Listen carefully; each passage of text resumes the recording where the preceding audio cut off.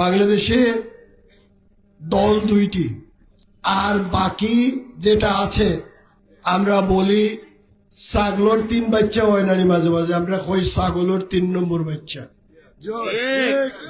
দল দুইটা, একটা হইলো আওয়ামী লীগ আর একটা হইলো বিএনপি। এশিয়ার ভিতরে সর্ববৃহৎ দল হইল বাংলাদেশ জাতীয়তাবাদী দল বিএনপি, আর একটা আছে আওয়ামী লীগ। আওয়ামী লীগ তো এখন নাই। আগামী 40 বছরে 50 বছরে আওয়ামী লীগ পুনর্বাসিত হইব, এটা বাংলার মানুষে বিশ্বাস করে না। তাইলে ভোট মানুষে কই দিত? ভোট দেওয়ার তো একটা জায়গা থাকতে হইব।